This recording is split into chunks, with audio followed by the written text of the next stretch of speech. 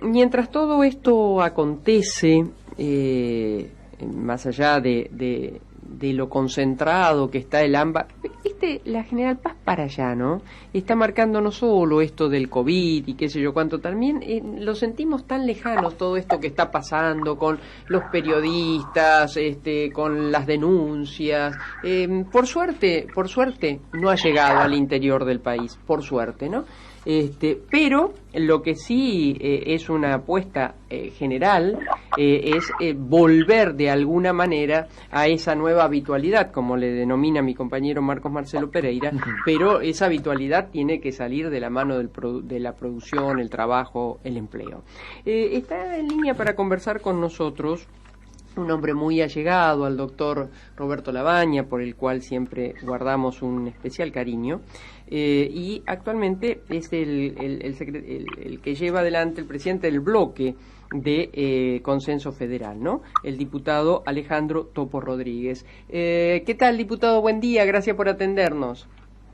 Buen día, María Arminda. Al contrario, gracias a ustedes por convocarnos, por invitarnos a dialogar. Muchas gracias. Le digo por las dudas a nuestros oyentes que, bueno, usted tiene una vasta carrera en la política, pero además ha ocupado lugares claves, hasta ministro de Asuntos Agrarios, o sea que del tema que tiene que ver con lo agropecuario, lo industrial y comercial entiende mucho, especialmente de lo que hace a nuestro campo, ¿no? Lo primero que le pregunto, ¿qué está usted observando sobre esta cuestión de la ruptura de los silos bolsas? Mire, nosotros lo hemos venido observando con especial preocupación y ha sido objeto de un proyecto de resolución de parte de Graciela Camaño, Eduardo Aliguca y en mi caso también, a los efectos de llamar la atención a las autoridades, tanto ejecutivas como judiciales, porque la proliferación de este tipo de casos requieren una acción muy directa por parte de quienes tienen responsabilidades públicas. Y obviamente siempre hay tiempo, siempre es oportuno proponer mejoras en materia legislativa, pero no hay ninguna excusa. Nadie puede decir que no hay legislación para prevenir, para sancionar y para castigar.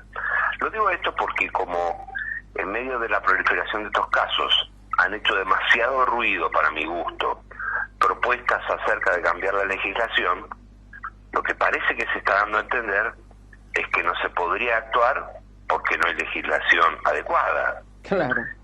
Es concretamente la del diputado Massa, supongo. Sí, yo quiero llamar la atención. Mire, la verdad que a mí no me gusta subirme a ninguna caravana de críticas, pero tampoco me gusta subirme a ninguna caravana de festejo de temitas que se instalan por 48 horas porque están de actualidad y después pasamos a otro. A mí no me lleva nadie a eso. Entonces yo quiero ser muy claro en esto.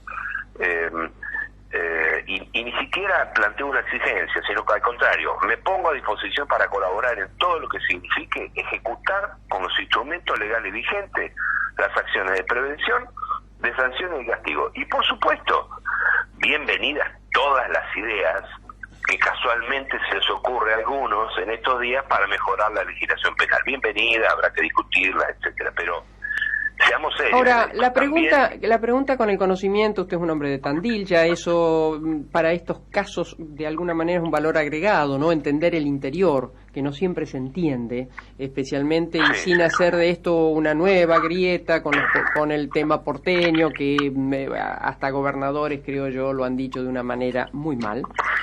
Ahora, entender el campo es entender la Argentina. ¿Qué se podría hacer? Los productores se acuñan sus granos en los silos bolsas. Ahora, no tienen un gendarme al lado del silo bolsa, ni quienes van a realizar esto, los que fuere o fuese, no están grabados con una videocámara. ¿Cómo se podría hacer? Esto es muy importante entenderlo y también de entender que lo que se ha generado en la Argentina, porque es un invento argentino, público-privado además, porque ha participado el INTA con empresas privadas y hace ya 25 años, es una forma más de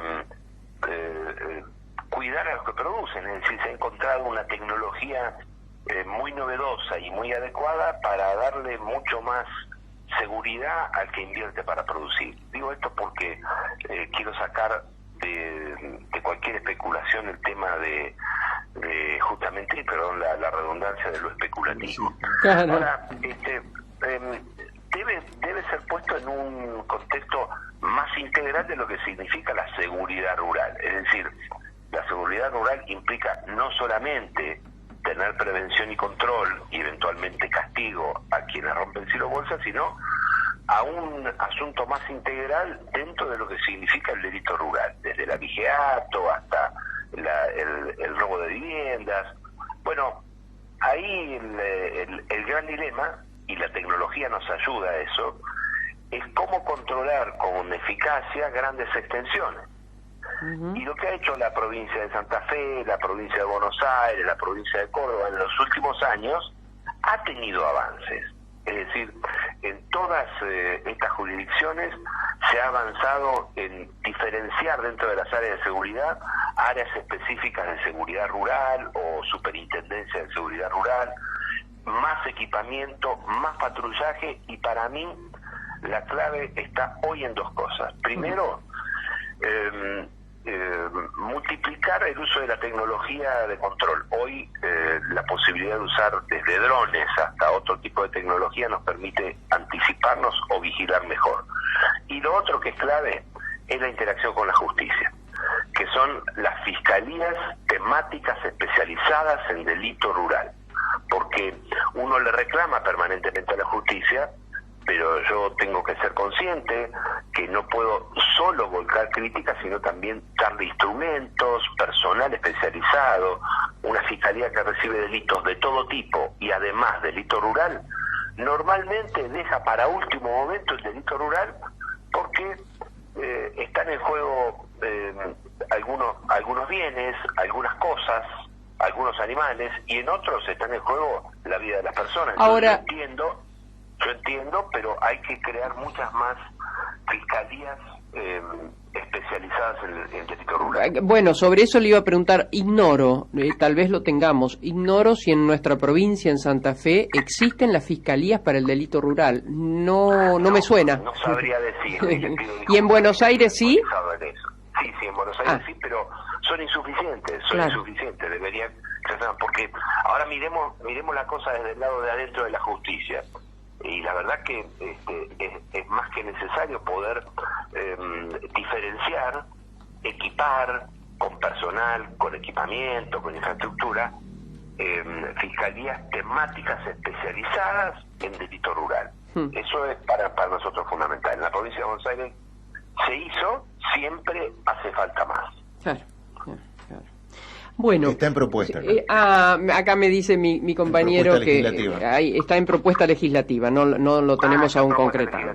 Bueno, muy bien. Bueno, pero hay que concretarla, y en donde está hace falta más, ¿no? Supongo que Santa Fe, Córdoba, La Pampa, Buenos Aires son lugares claves para esto, ¿no? Son lugares claves. Seguramente. Bueno, otro de los temas que hizo mucho ruido a nivel nacional y que puso a Santa Fe como una caja de resonancia, porque ahí está instalada, acá está instalada, que es Vicentín. Primero apareció el presidente con la palabra expropiación, después bajó los niveles. Esta semana conversaba con un diputado que integra su bloque, el diputado Contigiani, y me decía que él tuvo oportunidad de hablar con el presidente y que le iteró su no enamoramiento con ninguna herramienta en particular y mucho menos con la expropiación. Ahora, todavía no hay claridad en ningún aspecto. ¿Qué piensa el Congreso y su bloque hacer? Bueno, lo primero que quiero compartir con ustedes, y obviamente es simplemente una opinión y escucho otra, es que desde mi humilde punto de vista, Vicentín no es un tema estratégico para la agenda nacional de la Argentina. Claro que es un asunto importante. Claro. Claro que es un asunto importante. No es Sancor. Mire lo que le digo. No es Sancor. ¿Cómo? Mire lo que le digo. No es Sancor. Sancor puede llegar a ser un tema estratégico en lo que hace a la lechería, en lo que hace a marcar un sector. No es eso. Hay otros en el rubro de Vicentín que pueden marcar esta agenda, ¿no? Dado que desde mi punto de vista no es un tema estratégico para la Argentina, me causa curiosidad qué es lo que llevó al gobierno nacional a ponerlo al tope de la agenda como un asunto estratégico para la vida nacional. Entonces ahí ya desde el punto de partida me genera esta situación ciertas reflexiones.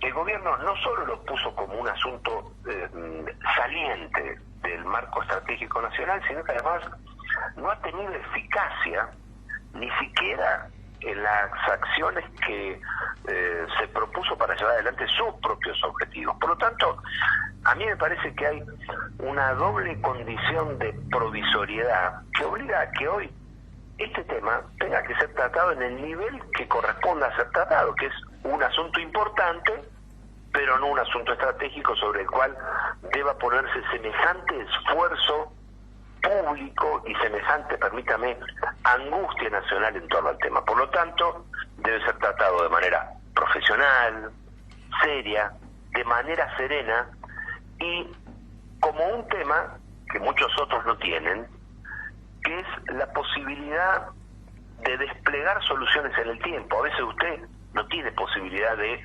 planificar y desplegar en un determinado tiempo soluciones. En este caso sí, porque está encuadrado en un proceso legal, institucional, judicial, que es el concurso de acreedores, y ahí usted tiene un tiempo para ir trabajando. Por lo tanto, en la medida en que todos los actores involucrados puedan ir trabajando, encontrarle alternativas virtuosas, porque claro que es un tema importante, y claro que lamentablemente por el ruido político que se ha generado perdimos de vista lo que es central, porque aquí lo que es central es que hay 2.638 acreedores, de los cuales la mayoría son pequeños y medianos productores, especialmente aquellos productores de grano que han entregado su propia producción y que están, permítame la expresión, cortando clavos porque quizás se fundan si no cobran.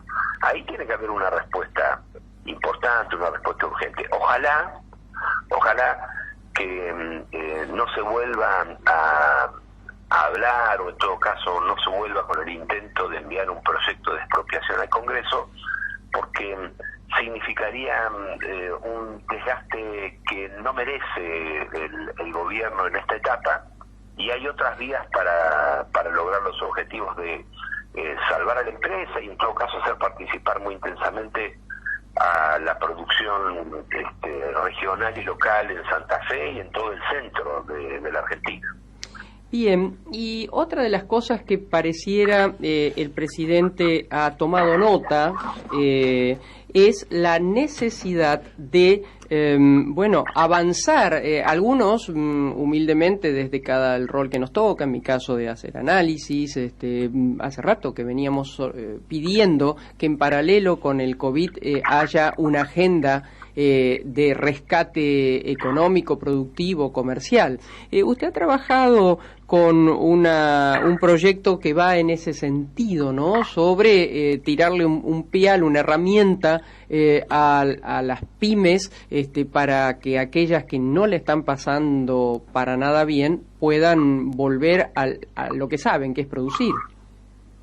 Efectivamente, nuestro bloque Consenso Federal y también el Interbloque Federal se caracteriza, y perdón la autorreferencia, se caracteriza excluyéndome a mí, sacándome a mí, por tener excelentes legisladores. Usted ha mencionado a Luis Contigiani, está también Enrique Esteves, además también está el ex ministro de Agricultura de la provincia de Córdoba, Carlos Gutiérrez, Eduardo Galibuca, Jorge Sardini y Graciela Camaño, mire qué nombre les estoy dando. Sí.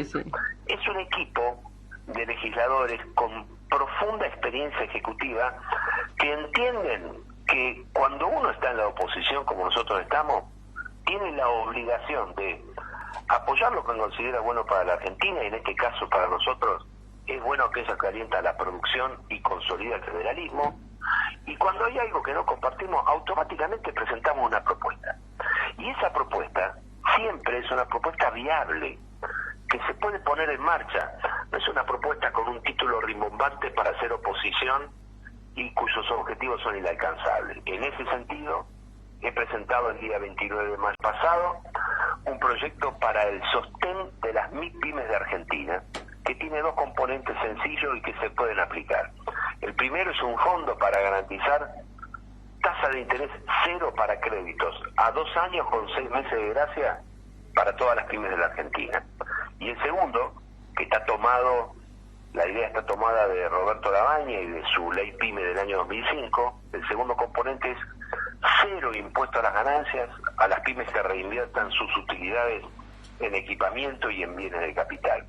Creo que es la etapa en la que, como el nombre de la ley lo indica, tenemos que consolidar políticas para sostener a las pymes y darles ese empujoncito que van a necesitar, quizás más que un empujoncito, el empujón que van a necesitar para la recuperación a la salida de la pandemia, pero hay que diseñarla y aprobarla ya, ahora mismo, porque ellas sostienen el 80% del empleo y protagonizan la producción federal en todo el país.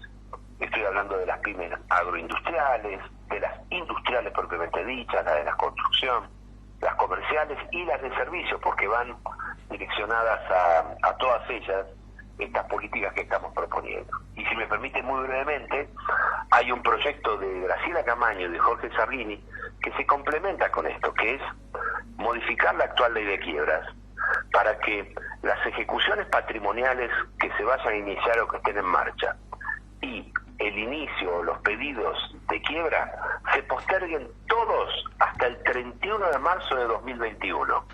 Cosa de darle tiempo a la recuperación, porque de lo contrario vamos a tener una catarata. Primero son cheques rechazados y después son de quiebra o ejecución. Entonces, si nosotros le damos un empujón con crédito y bajar tributos, ojo que cuando uno baja tributos termina recaudando más, no al revés.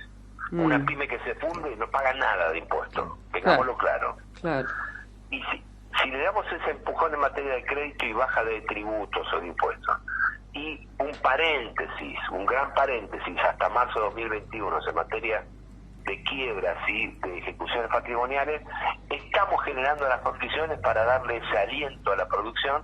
Por supuesto, seguro hará falta algunos otros instrumentos. Yo le pido muy especialmente al Gobierno Nacional y al Ministro de Desarrollo Productivo, Matías Culfas, que miren estos proyectos. Yo veo en el caso de la representación del oficialismo en la Cámara de Diputados, cierta demora, si usted quiere, cierto hasta escepticismo. No creen que nos podamos recuperar rápidamente en materia productiva y económica, y yo creo que sí, que si se toman decisiones adecuadas, la recuperación puede ser más rápida y más intensa de lo que muchos creen. Y ya tuvimos la experiencia por allá el 2001, cuando justamente Roberto Labaña era ministro, ¿no? Ya está bien, con contexto internacional de otra forma, todo lo que usted quiera, pero Argentina tiene el pecado de tener muchas potencialidades, ¿no? Y a veces eso se juega en contra. La última pregunta, diputado Rodríguez, es la siguiente. Se habla, no ha llegado, lo he intentado buscar por varios lugares, pero sé que no se ha presentado, de un proyecto que gravaría a las grandes fortunas, cuyo destino tampoco se sabe. Se pensó primero de una forma aparentemente y ahora de otras. ¿Cuál sería la actitud de ustedes cuando ese proyecto llegue, si es que ingresa al Parlamento? Bueno, María Arminia, usted no ha encontrado el proyecto no porque no tenga una alta eficacia en su trabajo, sino porque el proyecto nadie lo mostró. Y se anunció hace exactamente hoy 3 meses. Se anunció por primera vez en la fecha de aniversario de mi ciudad, Tandil, el 4 de abril. Y a los 3 meses no lo conocemos. Y nos pone en esta situación, yo le diría, permítame la expresión, una situación borgiana, en la que usted tiene la obligación de preguntarme porque es un tema de actualidad. Y yo tengo que responderle porque si no parece que no me dedico a estos temas. Pero ninguno de los dos vio el proyecto porque no existe. Ahora, supongamos que es como se comenta por así, en el sentido de que gravaría a las grandes fortunas, implicaría una base de entre 11.000 y 12.000 contribuyentes y recaudaría, le acepto y tomo el potencial y recaudaría alrededor de 3.000 millones de dólares.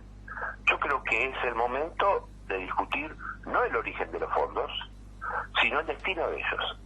Y es imposible pensar en un tributo de esas características si una parte sustantiva no va justamente a fortalecer la producción y el trabajo de la Argentina. Yo entiendo, y además me parece bien, que se piense en recaudar para financiar los insumos sanitarios, la política social, pero para eso el jefe de gabinete ya tiene los superpoderes más grandes que nunca tuvo desde Alfonsín hasta aquí. Entonces, como esas potestades las tienen, una parte de esos recursos deberían ir a financiar este tipo de proyectos que dijimos recién, para créditos y para desgravación impositiva. Y ya que ponen un nuevo impuesto, que bajen otro. En este caso, bajar impuesto a la ganancia de las pymes. Si nosotros logramos que eso, o al menos es mi posición, no estoy expresando necesariamente al conjunto, si se logra que efectivamente eso se tenga en cuenta, creo que es un proyecto que puede ser compatible con la necesidad de impulsar a las pymes y bajar otros tributos como el impuesto a la ganancia a las pymes. Bueno, ¿queda algo, Marcos, que quieras decirle? A ver, ¿cómo? ¿Cuál sería la estrategia ahí? Me preguntan, en caso de que Vicentín llegase al Congreso, llegase como última medida, como dijo por estos micrófonos el propio presidente, si no, estoy esperando propuestas alternativas, pero si no, no me queda otra que la expropiación. ¿Qué harían ustedes? Es un bloque clave, son 11 diputados. Sí, yo rechazaría cualquier alternativa de expropiación, porque ninguno de los objetivos que se ha propuesto el gobierno se pueden cumplir con la expropiación. Es decir, no va a significar tener una empresa testigo, porque los precios no se ponen en Argentina, sino en Chicago o en China. No se va a conseguir el objetivo de la seguridad o de la soberanía alimentaria, porque Vicentín no lo puede garantizar. Y en tercer lugar, para garantizar la no extranjerización, hay otros instrumentos que pueden prescindir de la expropiación, como por ejemplo la acción de oro. Yo además creo que sería un error que el gobierno insista con un proyecto de expropiación si es parecido a lo que vimos como borrador, y subrayo como borrador porque nunca entró como proyecto.